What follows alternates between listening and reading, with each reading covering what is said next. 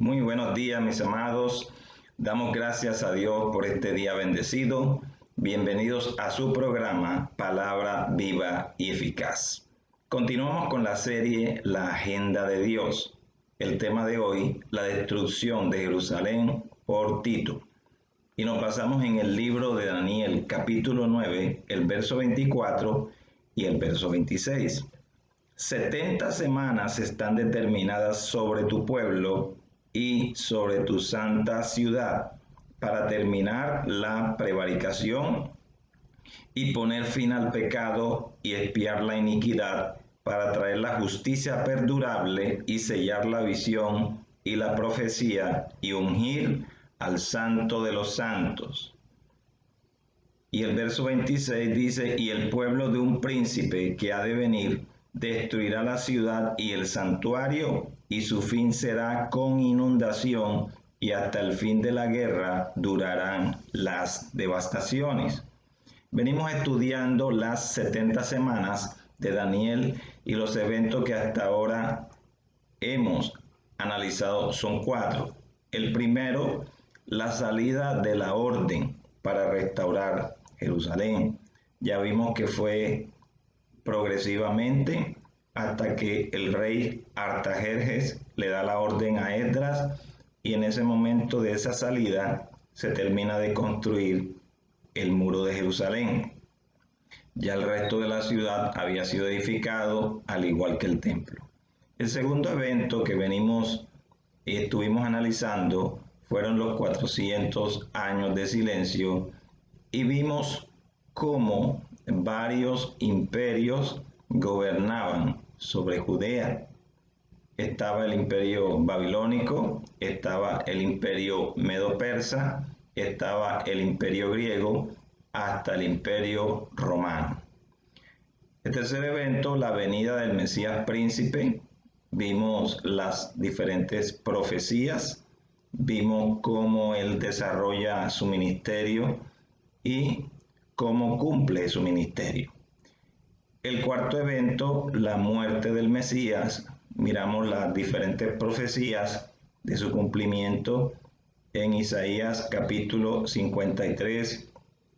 Estuvimos analizando los diferentes eventos de esa muerte, todo lo que estuvo alrededor, los beneficios de su muerte y diferentes aspectos. Y lo que continúa ahora en la secuencia de eventos proféticos, sigue la destrucción de Jerusalén por Tito. 2 veces se profetiza de este evento. La primera vez en Daniel capítulo 9, el verso 26, que dice, y el pueblo de un príncipe que ha de venir destruirá la ciudad y el santuario, y su fin será con inundación, y hasta el fin de la guerra durarán las devastaciones. En la medida en que fuimos analizando los diferentes eventos ya mencionados, vimos que el gobierno de turno que tiene que ver con la destrucción de Jerusalén es Roma. Roma hasta ese momento tenía el control de Judea. Y el segundo texto que nos muestra que fue profetizada la destrucción de Jerusalén está en Marcos 13, el verso 1 al 2. Saliendo Jesús del templo, le dijo uno de sus discípulos, Maestro, mira qué piedras y qué edificios. Jesús respondiendo le dijo, ¿ves estos grandes edificios? No quedará piedra sobre piedra que no sea derribada. Está Jesús mencionando la profecía de Daniel, pero la está ampliando y dando algunos detalles. Las razones por las cuales Dios permite la destrucción de Jerusalén son 2. La primera razón la encontramos en Mateo 23, del verso 35 al verso 39.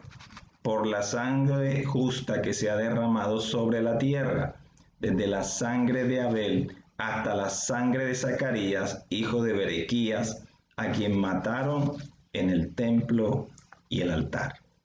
Jerusalén es una ciudad que la historia dice que mataba a los profetas. y también a algunos que no mató los torturaba o los perseguía, como el caso de Jeremías, que fue llamado por Dios a profetizar de la invasión de Babilonia. Lo creía un traidor, porque él decía que se entregaran al rey para que no sufrieran daño, pero ellos pensaban que esto no venía de parte de Dios. Y el castigo para el profeta Jeremías fue prácticamente que lo echaron en una cisterna y también estuvo encarcelado porque no creían. La segunda razón está en Mateo capítulo 27, el verso 24 al 26, y se refiere a la muerte de Jesús. Jesús como profeta fue rechazado.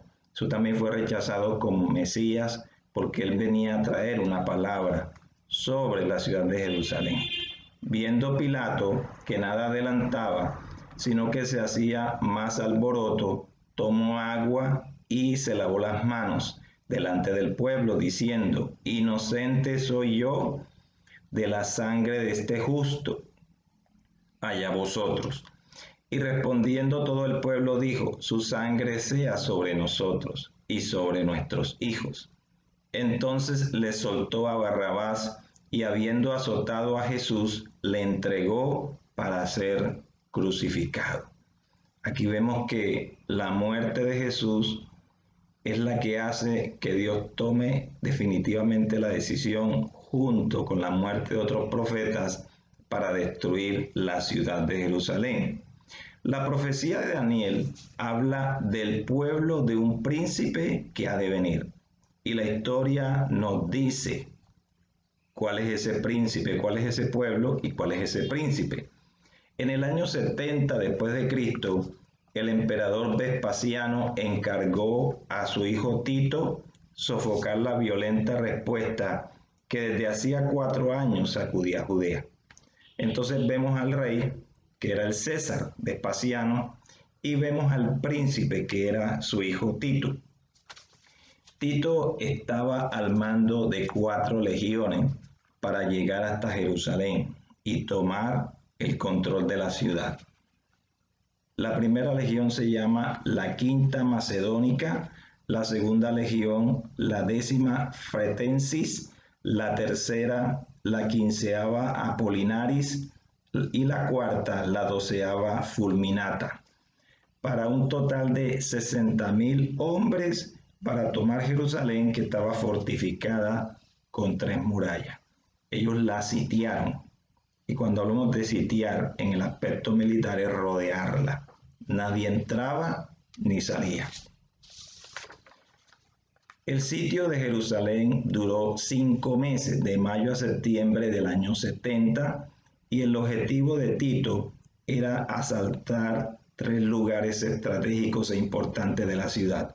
El primero fue la ciudad vieja, el segundo la fortaleza Antonia, que era una fortaleza militar construida por Herodes, y el tercer lugar, el templo.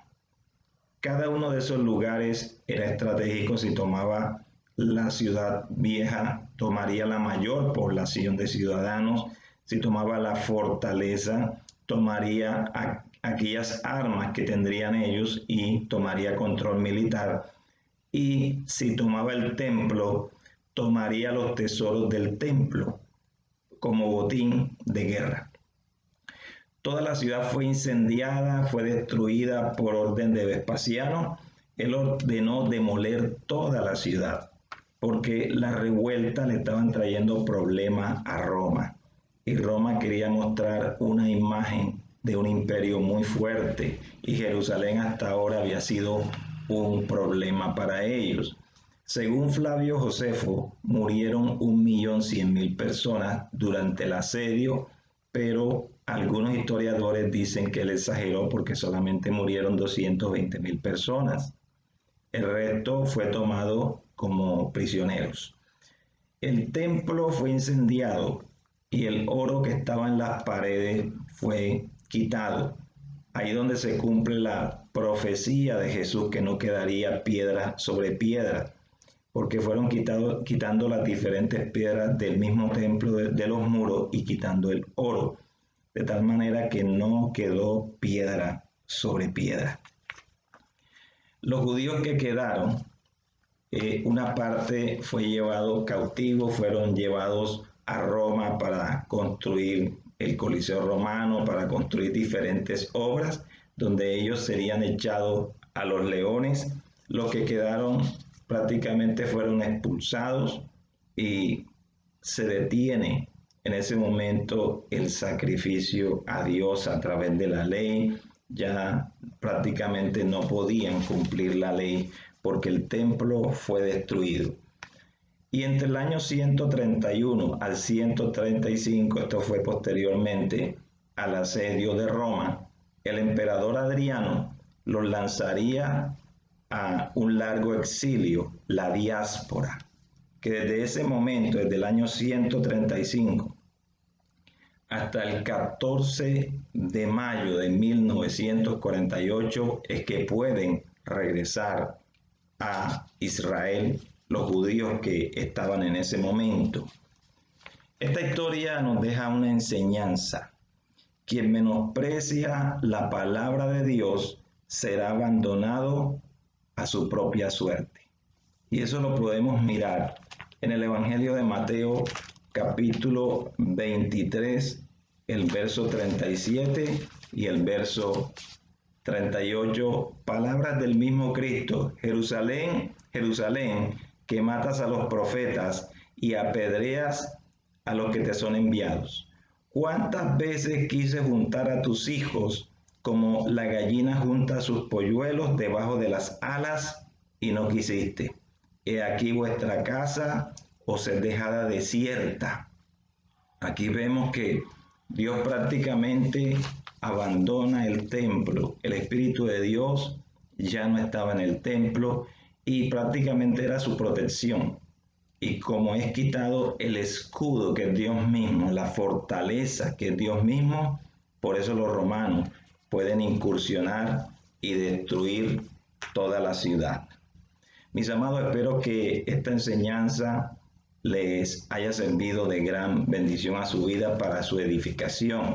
Lo que estamos haciendo es llevar la secuencia de eventos, porque en la próxima clase estaremos mirando el tiempo de la gracia, que es este tiempo. Que Dios les bendiga grandemente, que Dios les guarde. Nos vemos en el próximo programa.